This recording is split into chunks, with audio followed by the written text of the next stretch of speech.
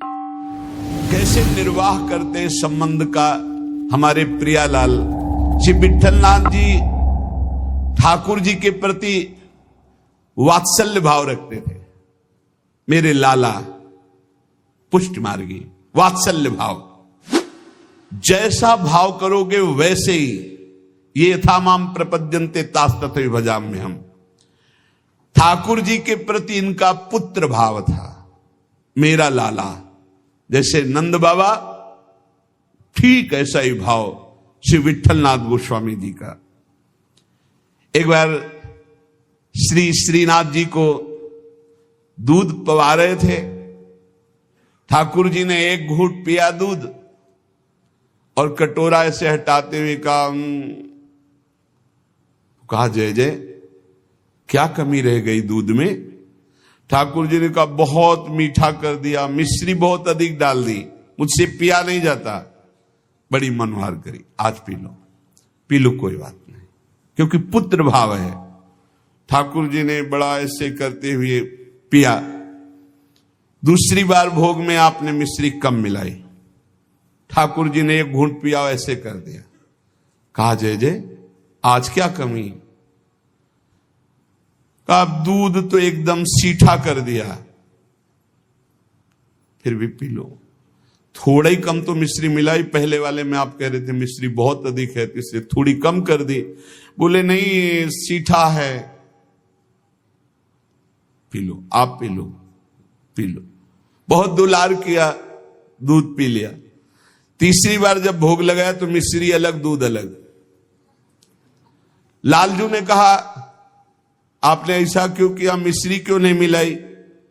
गोसाई जी ने कहा जब मेरे द्वारा मिलाई हुई मिश्री आपको पसंद ही नहीं आती, कभी कह देते हो बहुत मीठा है, कभी कह देते हो सीठा है, तो आज स्वयं मिला लो।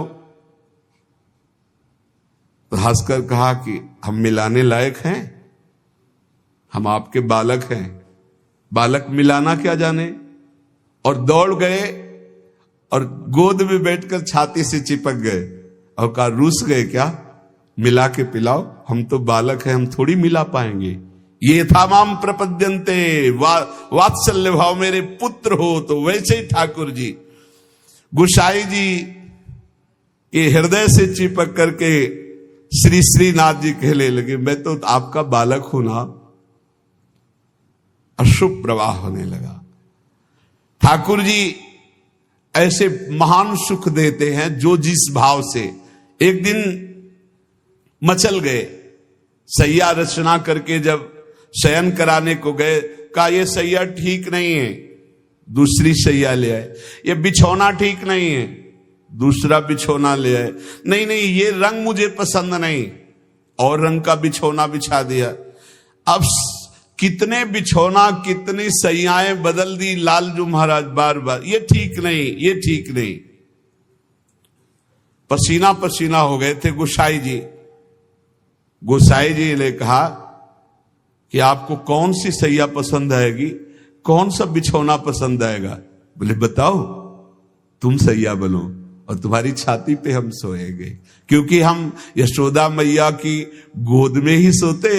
अगर दिन में कभी अथाई में बाबा के पास गए तो उनके तोंद पे लेट के सोते। तो आप लेटो और आपकी गोद में हम। श्रीनाथ जी, श्री विट्ठलनाथ जी गोस्वामी जी की गोद में जैसे मां की गोद में बच्चा, ऐसे श्रीनाथ जी सोए। एक दिन श्रीनाथ जी के सामने गिरिराज जी से बंदर आया। हु ऐसे किया, वो जैसे बंदर करते हु ऐसे। वो बड़ी जोर रो पड़े श्रीनाथ जी, और गोस्वामी जी सेवा में थे। तत्काल गोस्वामी जी के ऐसे गोद में चिपक गए और कहा बंदर मुझे डर लगता है। गोसाई जी ने कहा इस बंदर से डर लगता है?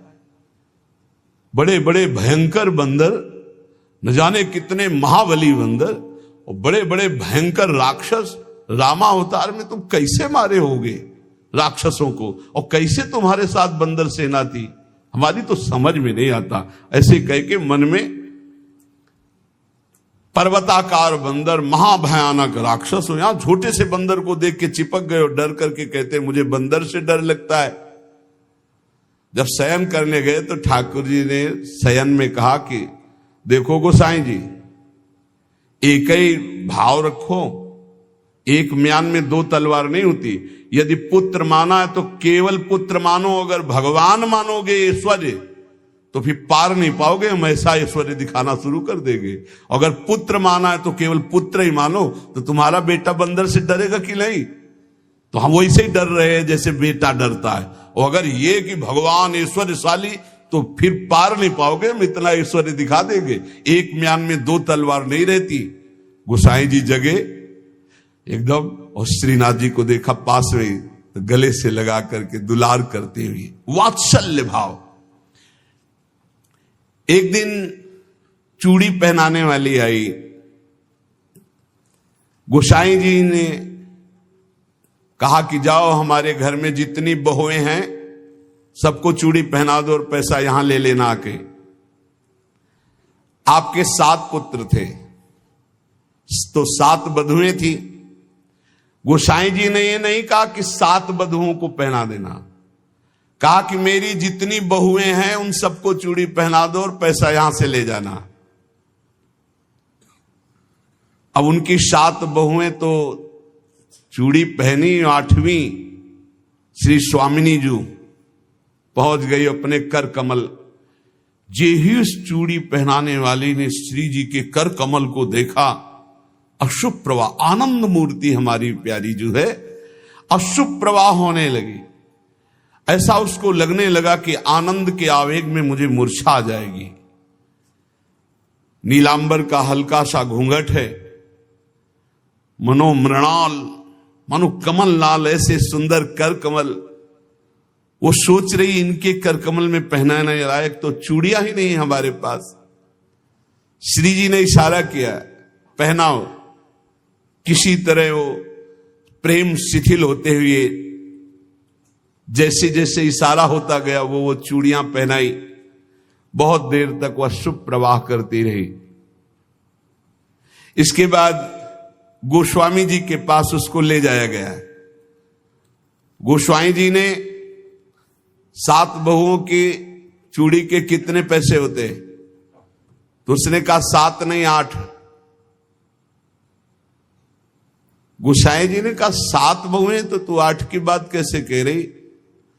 तो उसने कहा मैं कसम खा के कहती हूं मैंने 8 बहुओं को। तो बोले जब 7 हैं ही तो 8 कैसे? तो उनका मैं कसम खा के कहती हूँ 8 बहुएं थी और मैंने 8 को पहनाई है, और जो 8वीं थी वो इतनी सुंदर थी, इतनी, और रोने लगी। गोसाई जी ने कहा कि ऐसा कैसे हो सकता है, चलो इससे झंझट हटे। 8 बहुओं की चूड़ी पहनाने के पैसे दे दिए।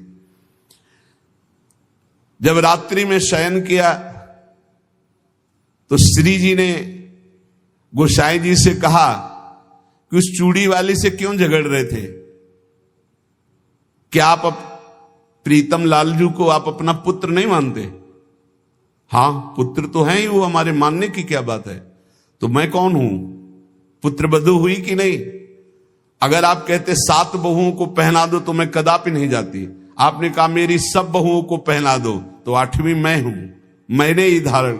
श्री जी के इन वचनों को सुनकर गोसाई जी तत्काल उठे और बैठे बैठे रात भर रोते रहे कि लाडली जू कितनी कृपालु, कितना भाव स्वीकार करने वाली है। एक बार की बात है, किसी विठलनाथ जी श्री ठाकुर जी को भोग लगा रहे थे, तो भोग में एक तिनका देखा। बहुत दुख हुआ कि मेरे सुकुमार लाडले ठाकुर और उनके भोग में इतनी असावधानी बनाने वाले तिनका। बहुत सावधान रहना चाहिए ठाकुर जी का, जब भोग बनाए तो बोलचाल में भी सावधानी रखे, कहीं थूक की छिट्टी ना चली जाए मुख में, ऐसा होता है।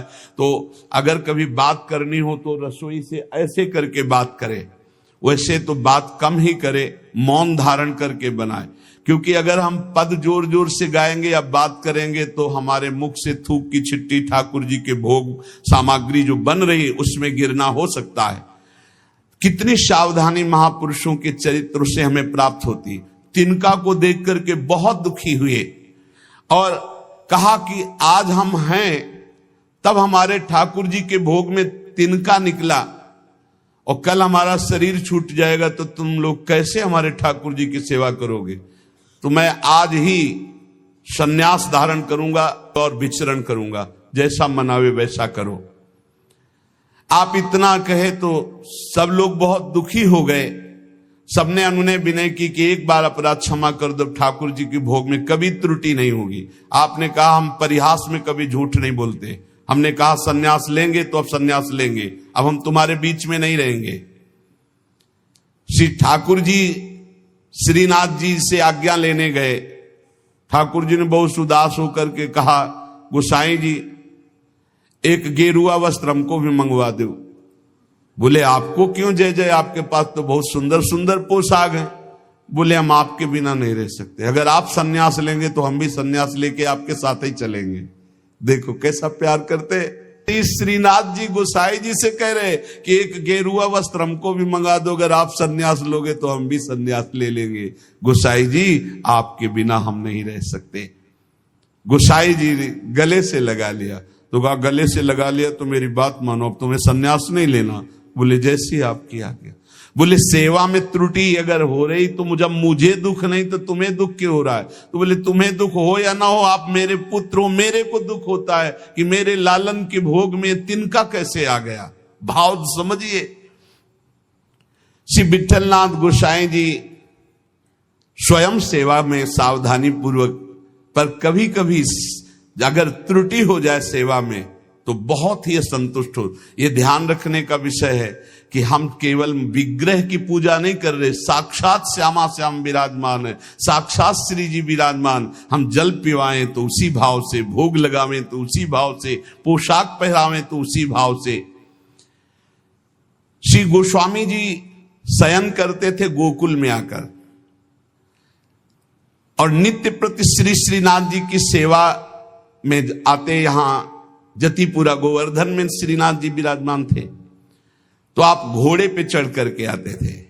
यदि कहीं आने में कुछ विलंब हो जाए तो अन्य सेवा चाहे कोई कर ले, पर आरती आप ही रोज करते थे, आरती सेवा आप ही करते थे। आज भी बल्लभ कुल में नियम चला आ रहा है कि और ठाकुर सेवा तो सब मिलके करेंगे, लेकिन आरती गोस्वामी वंशज ही करेंगे। श्री ठाकुर जी की अक्षुण्ण सेवा गोस्वामी जी अपने बालक के समान मानकर करते। जो भगवन्निष्ठ सदाचारी पुरुष होते हैं तो उनका प्रभाव सबके ऊपर पड़ता है। उस समय भक्ति का वातावरण एक बन चुका था, जिसको देखो सब भगवान की भक्ति में निमग्न। जो श्री विठलनाथ जी थे ये श्रीमद वल्लभाचार्य जी के द्वितीय सुपुत्र है। आपका जन्म प्रादुर्भाव विक्रम 1572 में काशी के निकट चुनारगढ़ में हुआ। श्री आचार्य महाप्रभु वल्लभाचार्य जी ने प्रयाग में अड़ैल में आकर आपका जन्मोत्सव मनाया। बड़े शुभ संस्कार बचपन से ही। आचार्य महाप्रभु जी के निरीक्षण में आपने समस्त शास्त्रों का सम्यक अध्ययन किया और गृहस्थाश्रम में प्रविष्ट हुए। आपकी 2 पत्नियां थी, रुक्मिणी जी और पद्मावती जी। श्रीमद वल्लभाचार्य महाप्रभु जी के गोलोक गमन के अनंतर उनके ज्येष्ठ पुत्र श्री गोपीनाथ जी, ये द्वितीय पुत्र से श्री विठलनाथ जी, गोपीनाथ जी आचार्य गद्दी पर बैठे, परंतु थोड़े ही समय में वो गोलोकवासी हो गए। और गोपीनाथ जी के जो पुत्र थे श्री पुरुषोत्तम जी, वो अभी बाल्यावस्था को थे, तो विठलनाथ जी को ही सारा कार्यभार संभालने को मिला आचार्य गद्दी का। ठाकुर जी की सेवा, ठाकुर जी का सब ऐश्वर्य श्री विठलनाथ जी संभाले। श्री विठलनाथ जी संभाले तो, पर कृष्णदास जी ये वल्लभाचार्य जी के शिष्य और ये संपूर्ण सेवा सामग्री के अधिकारी थे। यहां एक बहुत सूक्ष्म विषय निकल के आता है कि कभी गुरु और गुरु वंशज के प्रति थोड़ा भी हे भाव न कर ले, नहीं तो दुर्गति पक्की है, चाहे जितना बड़ा उपासक हो। कृष्णदास जी बहुत बड़े महापुरुष हैं, पूरे श्रीनाथ जी की सेवा के अधिकारी हैं, अधिकारी पदवी नहीं की है। अब किसी सेवा पद्धति को लेकर कृष्णदास जी से श्री विट्ठलनाथ गोस्वामी जी ने, तो कृष्णदास जी असंतुष्ट हो गए। यहां त्रुटि हो रही है कृष्णदास जी से। कृष्णदास जी ने क्या किया कि जो गोपीनाथ जी गोलोक गमन हो गया था, तो उनकी पत्नी और उनके पुत्र पुरुषोत्तम जी अभी छोटे थे, उनसे बात की और गद्दी पर पूरा अधिकार कर लिया। पुरुषोत्तम है ही, क्योंकि उनके पिता गोपीनाथ जी अधिकारी थे, और हटा दिया श्री विट्ठलनाथ जी को। और हटा ही नहीं दिया, पूरी सेवा से हटा दिया कृष्णदास अधिकारी जी ने। पुरुषोत्तम जी को गद्दी पे बैठा दिया, उनकी मां को समझा बुझा करके दस्तखत करवा लिए और श्री विट्ठलनाथ गोस्वामी जी को हटा दिया। न श्रीनाथ जी की सेवा, मतलब आना भी बंद करवा दिया। ऐसा नहीं करना चाहिए था, ये बहुत बड़ा अपराध बन गया। और बहुत बड़े महापुरुष हैं कृष्णदास जी, कोई साधारण नहीं। आगे उनके कवि चरित्र का श्रवण करना, इतने बड़े महापुरुष। गोसाई जी को सब अधिकार छिन जाने का कष्ट तो नहीं हुआ, पर सेवा छूट जाने का बहुत कष्ट हुआ। और महापुरुषों के हृदय में किसी भी तरह का यदि कष्ट हो गया तो उसे फिर भगवान बर्दाश्त नहीं करते। आपको बहुत क्लेश हुआ, श्रीनाथ जी का दुलार छूट गया, सेवा छुटवा दी कृष्णदास अधिकारी ने। आप पाराशौली में जाकर रहने लगे, पर बहुत दुखी अंदर से। और दूर तक, वहां तक आते जहां श्रीनाथ जी की ध्वजा दिखाई देती है, वहां से साष्टांग दंडवत करके बहुत एकाग्रता पूर्वक ऐसे देखते मंदिर की तरफ, रोने लगते श्री विट्ठलनाथ जी। ये बहुत बड़ी हानि का विषय, बहुत बड़ी हानि का विषय। गुरुजनों से विरोध करने का मतलब है सर्वस्व का नाश, चाहे जितना बड़ा भी कोई तपस्वी भजनानंदी हो। एक श्री रामदास जी भीतरिया, जो ठाकुर जी की सेवा में रहते थे, वो श्री विट्ठलनाथ जी की स्थिति से परिचित थे। वो रोज गुप्त रूप से समय निकालते। यद्यपि श्री कृष्णदास जी ने उनको भी मना कर दिया था, पर वो जाते और गोसाई जी को श्री लालजू का बीड़ा प्रसाद देते। बीड़ा प्रसाद आंखों से ऐसे रख करके खूब रुदन करते श्री विट्ठलनाथ जी। ये बहुत बड़ा अपराध है, बहुत बड़ा अपराध। गोसाई जी ठाकुर जी के लिए अपने कर कमल से एक फूलों का हार बनाते और कहते पहना देना जाके, और रोज एक श्लोक दैन्यता का लिखते और कहते ठाकुर जी को सुना देना जाके। श्री रामदास जी नित्य प्रति आकर वो फूलों का हार और ठाकुर जी को एक श्लोक सुनाते, ठाकुर जी को फूलों का हार पहनाते, और ठाकुर जी रोज एक पान की बीड़ी देते जो उनको जाके देते और उनको प्रणाम करते। एक दिन ठाकुर जी ने संदेश में कहा कि गोसाई जी से कह दो, मेघ तो समय पर बरसेगा, तुम दुखी क्यों हो रहे हो? मेघ तो समय आने पर बरसेगा, तुम दुखी क्यों हो रहे हो? विट्ठलनाथ जी के सामने जब जाकर रामदास जी ने कहा मेघ तो समय पे बरसेगा, आप दुखी क्यों हो रहे हो? लालन ने ऐसा कहा है। तो विट्ठलनाथ जी ने कहा कि मेघ तो समय पे बरसेगा, पर चातक अपनी टेक पुकार क्यों छोड़ेगा? चातक तो रटता ही रहेगा। बहुत सुंदर बात। अगर चातक अपनी रटन छोड़ दे तो चातक कैसा? मेघ तो समय पे बरसेगा, वो बरसे, लेकिन चातक अपनी रटन नहीं छोड़ सकता। मेरी रटन घटने वाली नहीं, मैं तो रो रो कर आपको पुकारता ही रहूंगा। चातक रटन घटे घट जाई, बढ़े प्रेम सब भांति भलाई। विट्ठलनाथ जी के इस दुख को अकबर बादशाह ने सुना। उसने तत्काल आदेश किया और कृष्णदास जी को बंदी बना के जेल में डाल दिया और गोसाई जी को विरुद्ध आचरण किया, इसलिए उनको कठोर दंड कृष्णदास जी को बादशाह अकबर ने। जब गोसाई जी को पता चला तो गोसाई जी ने अन्न जल त्याग दिया और कहा जब तक सम्राट अकबर सादर कृष्णदास जी को, ये देखो महापुरुषों का हृदय, सादर कृष्णदास जी को नहीं छोड़ते तब तक मैं अन्न जल भी नहीं पाऊंगा। जब बादशाह अकबर को ये पता चला कि गोसाई जी ने अन्न जल त्याग दिया तो सादर कृष्णदास जी को पुनः छोड़ दिया। कृष्णदास जी को जब ये पता चला कि गोसाई जी मेरे लिए अन्न जल छोड़ दिए, तब गोसाई जी के पास आए और चरणों में गिरे और कहा, मुझे आपके प्रभाव का पता नहीं था, क्षमा कीजिए। कृष्णदास जी ने पाराशौली में आकर गोसाई जी के चरण पकड़ लिए। गोसाई जी गंभीर हो गए। महापुरुष अगर डांट दें तो बच गए आप, और गंभीर हो गए तो पिट गए आप, बस इतना समझ लो। गंभीर इसलिए हो गए कि तुमने लालन की सेवा छुड़वा दी, सब ठीक है, लेकिन लालन की से दूर रखा, दर्शन नहीं, सेवा नहीं, इसलिए गंभीर हो गए।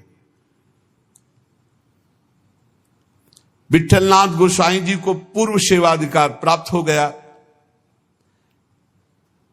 श्री कृष्णदास जी का अंतिम लीला जानते हो कैसे हुई? कुआं में पैर फिसल गया और गिर के मरे और प्रेत बने, इसी अपराध के कारण। बहुत सावधान, इतने बड़े महापुरुष हैं, उनका चरित्र है कृष्णदास जी का, बहुत बड़े महापुरुष हैं, लेकिन अपने गुरु से अपराध बन गया। गुरुवंश गुरु स्वरूप ही है, अपराध बन गया तो प्रेत योनि को, पैर फिसल गया, कुएं में गिरे और उनके प्रेत योनि को प्राप्त हुए। बहुत सावधानी की जरूरत है कि कहीं ऐसे अपराध नहीं तो चाहे जितना भजन हो, वो भजन बाद में तो कल्याण करेगा, लेकिन बीच में छूट जाएगा और बीच में हमारी दुर्गति हो जाए। अंतिम तो मंगल ही होगा, क्योंकि भगवान का जन कवि नामे भक्ता प्रणश्यति। जब ये प्रेत बन गए थे तब भी उद्धार गोस्वामी विठल नाथ जी के द्वारा ही इनका हुआ।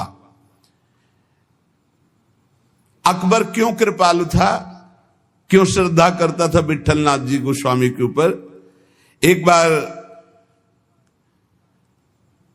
श्री यमुना जी में स्तोत्र का गायन का कंचन वर्ण तेज चमकता हुआ विठलनाथ गोस्वामी जी का, तो अभी स्नान करके यमुना जी की आराधना कर रहे थे, तो उधर नौका में जल विहार करते हुए इसकी बादशाह की कोई हिंदू बेगम होगी, तो वो दूर से देखा कि तेजस्वी तो भगवान के समान है। नौका समीप ले गई, उतरकर चरणों में वंदन किया। विठलनाथ गोस्वामी जी को देखकर उसे पक्का लगा कि ये जो आशीर्वाद दे देंगे तो पक्का। तो उन्होंने कहा कि आपसे मैं एक ही आशीर्वाद चाहती हूं कि मेरे बादशाह मेरे अनुकूल रहें। हर पत्नी यही चाहती है। आप कृपा करके कोई ऐसा जंतुर बांध दीजिए, कोई मंत्र बता दीजिए, कोई उपाय बता दीजिए कि बादशाह सलामत हमारे बस में रहे, हमारे अधीन रहे। आपने मुस्कुरा दिया कि मैं एक जंतुर देता हूं, इससे बादशाह तुम्हारे अधीन रहेंगे, और दोहा लिख करके भुजा में बांध दिया। यंत्र मंत्र और तंत्र को भूल करो जनि कोय, पति कहे सो कीजिए वो आप ही बस होए। ये दोहा लिख करके बांध दिया। दूर से गुप्तचर लगे रहते थे। गुप्तचर ने कहा कि विठलनाथ गोस्वामी जी ने कोई जादू टोना करके आपकी हिंदू बेगम की बाह में जंतुर बांध दिया है। तत्काल आया, जब वो महल तोड़ दिया जंतुर और उसे कहा खोला जाए, खोला गया। और जब ये दोहा पढ़ा कि यंत्र मंत्र और तंत्र को भूल करो जनि कोई उपाय मत करो, ये यंत्र तंत्र मंत्र जंतर वाला, पति की आज्ञा में रहो, इसी से पति अधीन हो जाएगा। जब ये दोहा पढ़ा कि पति की आज्ञा का पालन रूप परम बल है जो पति को अधीन कर लेता है, बहुत प्रसन्न हुआ और कहा इसी समय मुझे विठलनाथ गोस्वामी के चरणों में जाके प्रणाम करना है और उनके दर्शन करने।